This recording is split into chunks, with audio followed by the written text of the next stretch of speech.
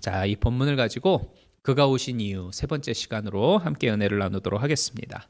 우리는 예수 그리스도의 오심을 기다리면서 준비하는 기간인 이 대강절 절기를 지금 맞이하고 있습니다. 따라서 벌써 세 번째 주이죠. 오늘 첫째 주에는 그가 오신 이유, 섬기기 위해 주님은 오셨다라는 그 말씀에 이어서 두 번째 주, 지난주에는 그가 오신 이유, 죄인을 부르기 위해 오셨다라고 말씀을 전했습니다. 그리고 오늘 세 번째 주는 오늘 본문 32절, 내가 의인을 부르러 온 것이 아니고 죄인을 불러서 회개시키러 왔다. 즉, 회개시키려고 주님은 오셨다라는 이 주제를 가지고서 은혜를 나누도록 하겠습니다. 우리 인간이 가지고 있는 특징 중에 하나는 이성이 있다라는 것이죠. 그래서 이성이 있다라고 하는 것은 반성할 줄 안다라고 하는 의미를 가지고 있습니다. 또한 반성이 없으면 발전을 기대할 수가 없죠. 자기를 깊이 돌아보고 반성할 줄 아는 사람에게 성장이 있고 성숙함이라고 하는 고귀한 열매를 얻을 수가 있는 것입니다. 우리 사람들 치고 살아가는 동안 잘못하지 않는 사람 없고 죄 가운데 빠지지 않는 사람 아무도 없습니다. 중요한 것은 그러한 모습, 자기의 모습을 발견하고 반성할 줄 알고 회개함으로써 돌이킬 줄 아느냐라는 것이겠죠. 이 신앙생활의 특징 가운데 하나 역시도 과거에 대한 반성과 내가 범한 죄를 인정하고 그리고 회개하고 돌이킴으로써 성장하고 성숙하게 되어지는 것, 이게 바로 신앙생활을 행하는 데에 있어서의 특징이라고 할 수 있을 거예요. 또 이 반성과 회개라고 하는 건 인간적인 성장과 성숙함을 가져다 주는 것뿐만이 아니라 하나님으로부터 죄사함을 받게 되고 또 하나님이 주시는 용서의 기쁨을 우리가 누리게 되어지죠. 그리고 이로써 우리는 영혼의 자유함과 진정한 그 기쁨을 만끽할 수가 있게 되어지는 겁니다. 어느덧 2022년도의 한 해가 이제 다 가고 얼마 남겨놓지 않은 이런 시점에 왔습니다. 성탄의 기쁨도 있고 연말이 우리에게 주는 어떤 그 설레임과 내년을 향한 기대감 이런 것들을 잔뜩 품고 있을 그러한 요즘일 수 있을 거예요. 그렇지만 제가 바라기는 이 올 한 해를 살아왔던 나의 여러 모습들을 바라보면서 반성하고 회개하는 그러한 시기를 가지기를 소망합니다. 먼저는 우리가 그리스도인 아닙니까? 우리는 성도잖아요. 따라서 이 반성과 회개의 기준은 무엇이 되어야 하느냐? 당연히 성경이어야만 합니다. 이 하나님의 말씀인 성경에 있어서 우리가 어긋나게 생활하고 그리고 행동하고 어떤 말하면서 품고 살아왔던 그러한 모습들이 있지는 않는가? 이것들을 우리가 성경을 놓고 기준 삼아서 올 한 해를 돌이켜보고 그리고 만일 그러한 부분들이 있다라고 한다면 반성하고 회개한 이후에 고쳐 나아가는 우리들이 되어져야만 하겠습니다. 이러한 과정이 나에게 있어야 보다 더 성장한 나를 볼 수가 있는 것이고 훨씬 더 성숙한 신앙인으로서의 나를 내년도 2023년도에 볼 수가 있는 거 아니겠어요? 다윗을 한번 보십시오. 다윗은 이스라엘의 역사 가운데에서 가장 위대한 임금이라고 손꼽히는 사람이지요. 다윗이 진짜 유달리 의로웠다거나 아니면은 정치를 특별히 잘하고 백성들에게 선정을 베풀었기 때문에 그가 성군으로 남는 것이 결코 아닙니다. 자기의 죄악이 하나님의 말씀에 근거해서 딱 하고 드러나게 되어졌을 바로 그때에 나는 그런 적 없다. 나는 아니야. 라면서 딱 잡아떼지 아니하고 깊이 뉘우치고 눈물을 흘리면서 회개하고 돌이켰다라는 그 점이 바로 다윗을 위대한 인물로 성군으로 역사 속의 기록으로 남겨질 수 있도록 만들어 주었던 거예요. 물론 우리 대부분은 올 한 해를 살아가는 동안에 드러내놓고 하나님의 말씀을 어겨가면서 대단한 죄를 저지르지는 않았습니다. 어떻게 보면 정말 착하게 살아왔고 신앙생활 열심히 하면서 봉사하고 다른 사람들을 위해서 애써가면서 지내온 한 해셨을 거예요. 제가 우리 교인들을 한 분 한 분 이렇게 가만히 놓고 생각을 해보면 어쩜 그렇게 착실하고 사람들이 선하고 하나님 앞에서 신실하게 서려고 애쓰는지 정말 몰라요. 여러분들을 보면 진짜 자랑스럽고 하나님 앞에 나의 자랑이다 싶은 마음들이 참 많이 듭니다. 그렇지만 겉으로 드러나고 있는 나는 이렇다 할지라도 속 사람인 나 역시 정말 깨끗하고 나 속에 모든 것들이 거룩하게 잘 살아왔다라고 우리는 자신 있게 이야기할 수가 있느냐라는 겁니다. 고린도후서 4장 16절에 보면 성경은 우리 사람이라고 하는 존재를 두 가지 측면에서 말씀을 하고 있어요. 첫 번째는 겉사람이 있고 두 번째는 속사람이 있다라고 말을 합니다.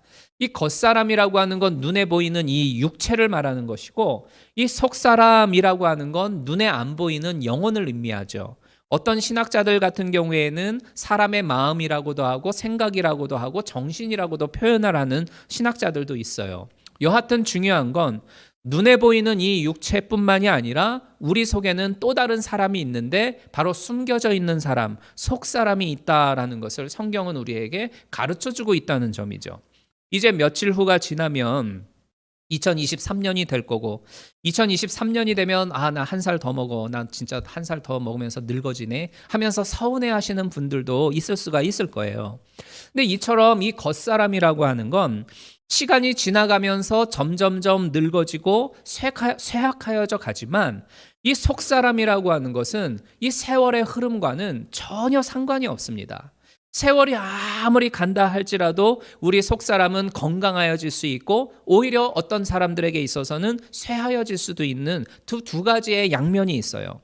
어떤 사람은 육체는 젊지만 그 영혼은 늙어 빠진 사람이 있는가 하면, 어떤 사람은 육체는 비록 늙어져 있지만 그 속사람만큼은 그 영혼과 생각과 정신과 마음은 생기발랄할 수 있습니다. 이게 바로 속사람과 겉사람의 차이점이에요. 어떤 사람은 이 속사람에 대해서 전혀 무관심합니다. 오직 눈에 보이는 내 이 겉모습, 육체에 대해서만 지극한 관심을 가져요. 육체가 배고프면 제일 맛있는 걸 먹기를 힘쓰고, 목마르면 마시고, 육체가 병들면 병원에 찾아가기를 힘쓰고, 내 몸이 추구하고 있는 어떤 욕망에 따라 그 욕망을 채우고자 하루하루 열심히 살아갑니다. 육체를 좀 더 아름답게 꾸미기 위해서 막 화장을 하고 마사지 받고 온갖 귀금속 장식하고, 육체가 늙어지는 것을 막기 위해 주름살 펴고 얼굴 껍데기 벗기고 뭐 별의별 것들을 다 하죠. 여러 가지 많은 일들을 이 겉모습에 신경을 쓰면서 온 정성을 다합니다. 그런데 그에 비해 우리 속사람에 대해서는 무관심하죠. 겉사람은 손질을 잘 해가지고 다듬고 다듬어서 정말 세련되게 보이려고 힘을 쓰지만, 그 마음속, 그 속사람은 그대로 내버려 두어서 더럽고 추하여진 모습으로 살아가고 있는 존재들이 얼마나 많은지 몰라요. 마태복음 15장에 보면 예수님이 제자들과 함께 식사하는 장면이 나와요. 이 모습을 바라본 바리새인들과 서기관들이 예수님에게 아니 왜 당신의 제자들은 밥 먹기 전에 손을 씻지 않느냐라면서 질책을 하죠. 그 당시 유대인들의 관습에 의하면 무언가를 먹기 전에 항상 정해져 있는 깨끗한 물로 손을 씻고 난 이후에 밥을 먹는 것이 율법이 정해놓은 규칙이었어요. 그런데 제자들은 이것을 행하지 않았죠. 그러자 예수님은 손을 통해서 입으로 들어가는 것이 사람을 더럽히는 것이 아니라 입에서 나오는 그것이 사람을 더럽히게 하느니라 라고 하는 그런 말씀을 하지요. 그러니까 이 말씀은 뭐냐면 우리 속에 있는 속사람이 결국은 사람을 더럽히게 하는 것이다. 이 사람은 겉으로 드러나는 이 육체를 통해서도 깨끗하게 이 세상을 살아야 하겠지만, 보이지 아니하는 내면의 것, 나의 생각과 나의 마음과 나의 영혼의 이 속사람이 더 깨끗해져야 한다라고 하는 점을 우리들에게 강조해주고 계시는 거예요. 겉사람은 막 예의 바르고 도덕적인 규례를 잘 지켜나가고 일주일에 2번씩 금식하면서 절기를 잘 지키고 온갖 예배 행사에 다 참여하면서 사람들 앞에는 경건한 모습으로 서 있지만, 그 속사람만큼은 악한 생각과 시기와 질투와 미움과 욕심과 탐욕으로 가득 차 있는 그 바리새인들을 바라보면서 예수님은 너네는 속사람이 더러운 사람이야 라고 지적을 하셨다는 겁니다. 말씀에서 보면 이렇게 말씀을 하시죠. 화 있을진저 외식하는 서기관과 바리새인들이여, 잔과 대접은 깨끗이 준비되어져 있되 그 안에는 탐욕과 방탕으로 가득하게 있는도다. 소경된 바리새인들아, 너는 먼저 안을 깨끗이 하라. 그리하면 겉도 깨끗하여지리라. 이러면서 질책을 하시는 걸 우리가 보게 되어져요. 지금까지 우리들이 학교에서 교육을 받는다거나 아니면은 가정 교육을 받아오면서 자라왔던 모습을 가만히 한번 생각을 해보면 우리들이 지금껏 받아왔던 교육이라고 하는 건 우리 내면의 것을, 우리 속 사람을 깨끗하게 하는 것에 집중되어지기보다는 겉모양을 중시하는 교육을 받아왔다는 걸 생각해 볼 수 있어요. 뭐 너 밖에 나가면은 말과 행동 거지 참 조심해야 돼. 사람들한테 예의 범절 잘 지켜야 돼. 너 채통을 잘 지켜야 돼. 뭐 등등의 이 겉사람에 치중되어져 있는 교육을 우리는 엄청 많이 받으면서 지금까지 자라왔어요. 그래서인지 어딜 가도 한국 사람들은 예의 바르다고 인정받죠. 그리고 한국 사람들한테 렌트 주면 떼먹이는 일이 없다고 이런 이야기를 할 만큼 이 한국 사람들은 겉으로 드러날 때에 정말 착하고 예의 바르고 이런 칭찬들을 다 받습니다. 그런데 속 사람에 대한 교육은 어떠합니까? 이 겉에 대한 교훈의 일면만을 너무 강조한 나머지 속 사람은 등한시해 왔어요. 하지만 사람이라고 하는 존재는 겉보다는 이 속에 있는 것이 훨씬 더 중요하게 다루어져야 함을 우리는 잊지 말아야 됩니다. 마치 이 속사람이라고 하는 건 빙산으로 비유를 해볼 수 있어요. 빙산은 그 겉으로 드러나는 것은 10분의 1에 불과하지만 물속에 잠겨 있는 건 10분의 9입니다. 그러니까는 겉으로 드러나는 것은 아주 작지만 그 밑에 물속에 잠겨져 있는 부분은 거대한 면적을 차지하고 있는 게 이 빙산의 실체에 있는 것처럼 이 겉으로 드러나고 있는 내가 아니라 속에 숨겨져 있는 속사람이야말로 진정한 나의 모습이라고 우리는 이야기를 할 수가 있다는 것이죠. 스티븐슨이라고 하는 사람이 쓴 소설 가운데에 지킬 박사와 하이드라고 하는 책이 있는 걸 아실 겁니다. 이 지킬 박사는 참 의젓하고 그리고 모두에게 존경받는 그리고 신사 중에 신사였습니다. 그런데 이 지킬 박사가 밤에는 아주 야수적인 인간, 악명 높은 몬스터 하이드라고 하는 인물이 되고 말죠. 그리고 새벽이 되면 다시 지킬 박사 착한 사람으로 돌아오는 거예요. 낮에는 착한 지킬 박사고 밤에는 괴물 하이드가 되는 거예요. 하이드는 영어로 무엇입니까? 숨어 있는 거 아니겠습니까? 한 사람 속에는 지킬과 하이드가 공존을 하고 있는데 드러나는 이 겉사람은 지킬 박사처럼 신사같이 잘 살고는 있어도 속사람은 하이드처럼 남을 해치고 악을 행하고자 하는 그 죄성이 하이드, 숨겨져 있는 게 바로 우리 인간이라고 하는 것입니다. 어느 고등학교에서 학부모회가 있었다고 그래요. 부모님들은 각각 아이들의 반으로 나뉘어져 가지고 이제 선생님하고 담임 선생님하고 이야기를 나누게 됐어요. 담임 선생님은 모여 있는 학부모들에게 그 반에 A라고 하는 학생이 있는데 이 아이가 병으로 인하여서 이제 학교를 못 나오게 되었다. 이런 노티스를 줬어요. 그런데 듣고 있던 부모님들 가운데에 어떤 이가 자기도 모르는 사이에 그만 진짜 잘 됐다. 다행이야. 이렇게 말을 하더라는 거예요. 이 A라고 하는 아이가 똑똑하고 공부를 잘해서 언제나 전교 1등이었다고 그래요. 내 아이에만 관심이 있고 내 아이만이 성공하기를 바라는 부모들은 이 A라고 하는 이 아이만 없으면 자기 아이가 1등이 될 수가 있다라고 하는 그 생각에서 언제나 이 A라고 하는 아이가 눈에 가시처럼 보였던 거죠. 그런데 항상 1등을 달리고 있는 이 A라고 하는 아이가 병으로 인하여서 학교를 못 나온다고 하니까 부지중에 자기도 모르는 사이에 환성을 지르고 만 거예요. 그 학부형의 속사람의 하이드가 드러나게 되어졌던 거죠. 다시 이 지켈 박사와 하이드의 이야기로 되돌아서 말씀을 이어가도록 할게요.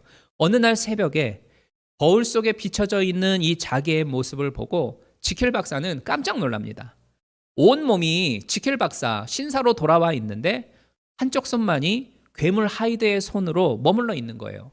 한 손은 곱고 전문적인 기술로 잘 연말되어서 남을 돕기도 하는 선한 그 지켈 박사의 손이지만 이 다른 한 손은 막 흉측하고 잔인하고 짐승처럼 막 털이 나 있는 이 하이드의 손으로 남게 되어진 겁니다. 이 하이드의 요소를 없애기 위해서 그리고 본래의 지켈 박사로 이 선한 모습으로 돌아오기 위해서 열심히 연구를 하지만 결국은 실패하고 말지요. 여러분, 우리는 우리의 속사람을 사로잡고 있는 이 괴물과 같은 이 악한 이 숨겨진 마음이 대체 무엇인지를 찾아낼 줄 알아야 됩니다. 그리고 우리에겐 거울이 있죠. 하나님의 말씀이라고 하는 이 거울이 있기 때문에 그 거울을 통해서 나를 비추어 보고 그리고 그 악함을 찾아낼 줄 알아야 됩니다. 로마서 1장을 보면 숨겨져 있는 부패한 인간의 마음이 어떤 종류들이 있는지를 우리에게 가르쳐주고 있어요. 로마서 1장 28절부터 29절의 말씀에 보면 29절과 30절에 보면 이런 표현이 나와요. 욕심과 미움과 질투와 시기하는 마음이 곧 숨겨져 있는 속의 악한 마음이고, 다투고자 하는 것과 남의 약점을 붙잡으려 하는 것과 그 약점을 통해서 헐뜯고자 하는 그 생각이 또한 속에 있는 속사람의 악함이고, 건방지고 교만하고 자랑하려고 드는 이것 역시 또한 속사람이라고 우리에게 자세하게 설명을 해주고 있어요. 이런 하이드, 즉 속사람을 사로잡고 있는 이 괴물과 같은 마음이라고 하는 건 사실 저에게도 있고 여러분들에게도 숨겨져 있는 속마음입니다. 이 시간 내 마음속을 한번 자세히 들여다보실 수 있기를 바라요. 여러분의 속사람은 지금 과연 어떠합니까? 그리고 올해를 살아오면서 가지고 있었던 내 속사람의 그 마음과 생각과 마음가짐들을 한번 체크해 보십시오. 나는 반성할 것 전혀 없어. 그러니 나는 당연히 회개할 것도 없지. 이렇게 결론 내릴 수 있는 사람은 한 분도 없을 겁니다. 다윗은 어렸을 때에 정말 좋은 아이였습니다. 착실한 목동으로 자라서 훌륭한 군인이 되었고 좋은 정치가가 되어서 여러 많은 국민들에게 칭송을 받았죠. 그렇지만 이 다윗의 속사람 안에는 음란함이라고 하는 마음이 숨겨져 있었습니다. 결국은 그 음란함의 마음을 통해서 음행을 행하게 되어졌고 억울하게 우리아를 죽이기까지 하는 하이드가 그 속에서 드러나게 되어지죠. 솔로몬도 역시 청년 시대에는 부귀를 탐하지 아니하고 오직 백성들만을 위하여서 살면서 하나님께 지혜를 구했던 진짜로 정결한 사람 중에 정결한 사람이었습니다. 하나님의 성전을 건축하면서 성대하게 봉헌식을 하고 경건하게 기도했던 사람이었죠. 그렇지만 그 이후에 그는 이방의 여인들을 사랑하기 시작하고 우상 숭배하는 신당을 세우고 나중에는 자기도 거기에 가서 절하는 우상 숭배자로 변질하고 맙니다.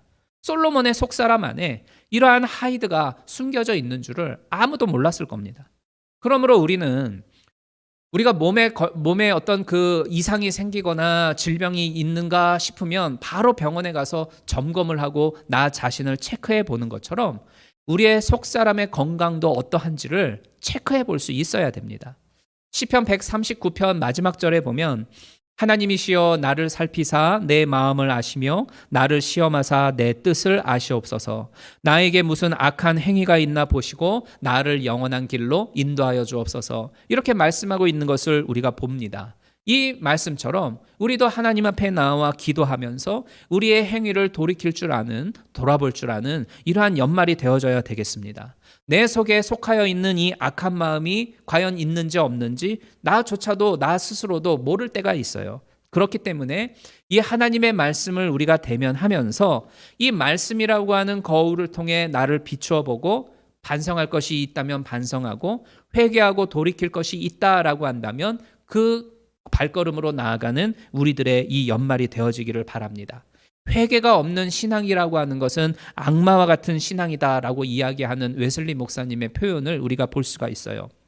왜냐하면 사단마귀 이 악마들이라도 예수님이 동정녀 마리아를 통해서 탄생하셨다는 것을 알고 있고, 그리고 예수님이 사람들의 죄를 위하여 십자가에 달려 죽으셨고 부활하셨고 지금은 하나님의 우편에 앉아 계시고 저리로서 산자와 죽은 자를 심판하러 오실 것이다, 이 악한 사단마귀 귀신들도 다 알고 믿고 있어요.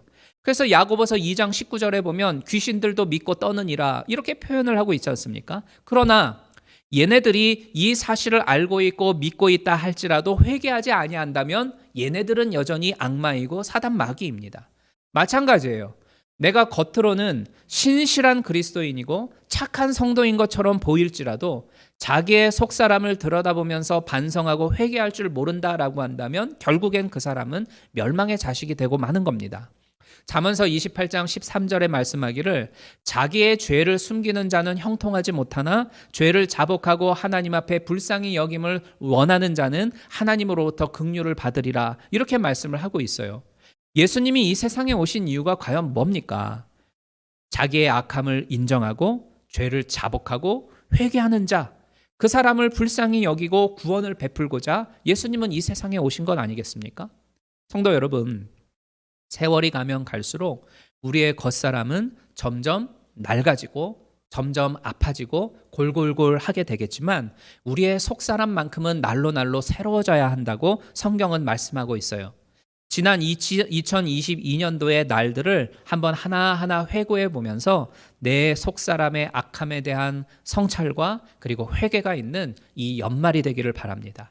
그리고 다윗이 하나님이여 내 속에 정한 마음을 창조하여 주시고 내 안에 정직한 영을 새롭게 하여 주옵소서 라면서 울부짖으며 회개하고 기도하였던 것처럼 바로 이러한 기도가 우리의 기도가 되기를 소망합니다. 나를 위해 대신 죽으신 예수 그리스도를 우리가 전적으로 의지하고 죄를 사하여 주시는 그 주님의 보혈의 능력을 믿으십시오. 그러할 때에 우리의 속사람을 정결케 하시고 그리고 우리의 영을 새롭게 깨끗이 창조하여 주시는 좋으신 주님을 만나게 될 줄로 믿습니다. 그래야 날이 가면 날이 갈수록 우리의 속사람만큼은 더욱더 강건하여져서 인생에서 아름다운 열매를 맺는 2023년이 되어지고 그리고 평생의 삶이 되어지기를 주님의 이름으로 축복합니다.